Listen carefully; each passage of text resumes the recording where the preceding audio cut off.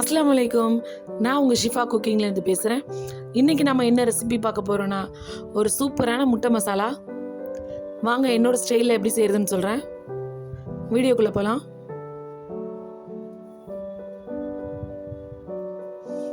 இங்கே நான் முட்டை வேக வச்சு எடுத்து வச்சுருக்கேன்.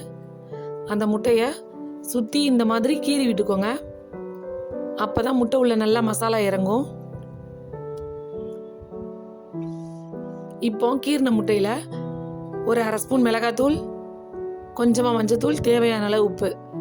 இப்போ இது எல்லாத்தையும் நல்லா முட்டையை குலுக்கி முட்டை மேலே மசாலா ஒட்டுற மாதிரி பிரட்டி விட்டுக்கோங்க. பார்த்தீங்களா, ஃபுல்லாக நல்லா மசாலா ஒட்டிருச்சு. இப்போ ஒரு கடாயில் எண்ணெய் ஊற்றி நம்ம மசாலா போட்டு வச்சுருக்க முட்டை எல்லாத்தையும் லைட்டாக பொரிச்சு எடுத்துக்கலாம்.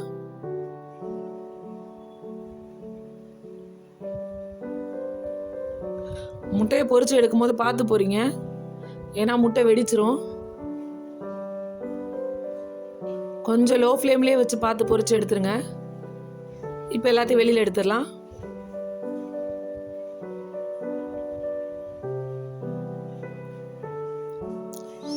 இப்போ ஒரு கடாயில் எண்ணெய் ஊற்றி அதில் 2 பிரிஞ்சி இலை, ஒரு பட்டை, 2 ஏலக்காய், இது எல்லாத்தையும் சேர்த்து கொஞ்சம் இதெல்லாம் பொரியட்டும். இங்கே நம்ம முட்டை பொரிச்ச எண்ணெய் வச்சுருக்கோம் இல்லையா, அந்த எண்ணெயை வேஸ்ட் பண்ணாமல் கட் பண்ணி வச்சுருக்க வெங்காயத்தை அந்த எண்ணெயில் சேர்த்து அதை அப்படியே தாளிப்பில் சேர்த்து விட்டுருங்க. இப்போ வெங்காயத்தை இந்த எண்ணெயில் சேர்த்து நல்லா மிக்ஸ் பண்ணி விட்டு இதை அப்படியே அந்த தாளிப்பில் சேர்த்து விட்டுருங்க. பார்த்தீங்களா, இப்போ இந்த தாளிக்கிறதுல சேர்த்துட்டேன். வெங்காயத்தை ரொம்ப பொடியாக கட் பண்ணிக்கோங்க. இப்போ வெங்காயத்தில் நான் உப்பு சேர்த்துறேன், அப்போ தான் கொஞ்சம் சீக்கிரமாக வதங்கி வரும். இப்போ வெங்காயத்தை மூடி வச்சுருங்க.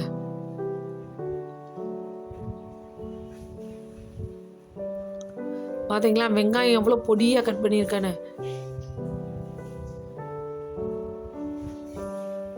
இந்த மாதிரி நல்லா வெந்து ப்ரௌன் கலராக மாறி வந்ததுக்கப்புறம் இதில் ஒரு அரை ஸ்பூன் இஞ்சி பூண்டு பேஸ்ட்டு சேர்த்துக்கிறேன்.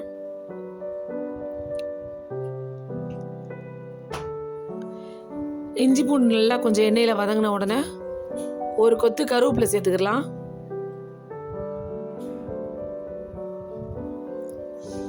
இப்போது 2 பெரிய சைஸ் தக்காளியை மிக்சியில் அரைச்சி அதை இது கூட சேர்த்துடுறேன். தக்காளியை ஃபுல்லாக நல்லா மிக்ஸ் பண்ணி விட்டுட்டு இப்போ இதுக்கு தேவையான மசாலா சேர்த்துடலாம். 1 ஸ்பூன் மிளகாத்தூள், அரை ஸ்பூன் ஜீரகத்தூள், 1 ஸ்பூன் தனியாத்தூள்,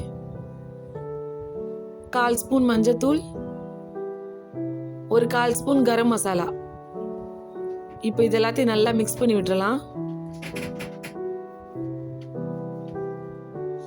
இந்த மசாலா கொஞ்ச நேரம் எண்ணெயிலேயே நல்லா வெந்துடட்டும். பார்த்தீங்களா, மசாலா எண்ணெயிலேயே நல்லா வெந்து கலர் மாறிடுச்சு. இப்போ இது கூட ஒரு அரை கப் தயிர் சேர்த்துக்கிறேன்.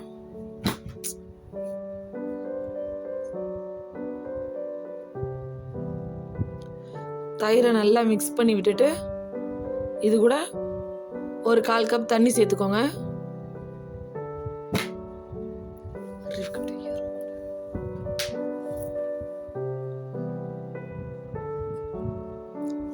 இப்போ கொஞ்ச நேரம் மூடி வச்சுருங்க, மசாலா நல்லா கொதிக்கட்டும். அது கூட 4 பச்சை மிளகாய் சேர்த்துருங்க.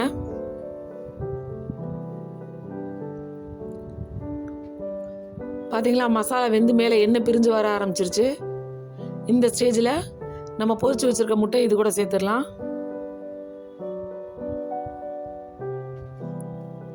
முட்டை சேர்த்ததுக்கப்புறம் நல்லா மிக்ஸ் பண்ணி விட்டு கொஞ்ச நேரம் மூடி வச்சுருங்க.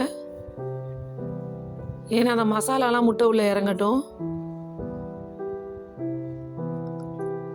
அடுப்பை ரொம்ப லோ ஃப்ளேமில் வச்சுருங்க. பார்த்தீங்களா, அவ்வளோதான், முட்டை உள்ள மசாலாலாம் இறங்கிருச்சு. நம்மளோட முட்டை மசாலா ரெடி ஆயிடுச்சு. இப்போ பொடியாக கட் பண்ண கொத்தமல்லி இது கூட சேர்த்துட்டு நம்ம அடுப்பு ஆஃப் பண்ணிடலாம்.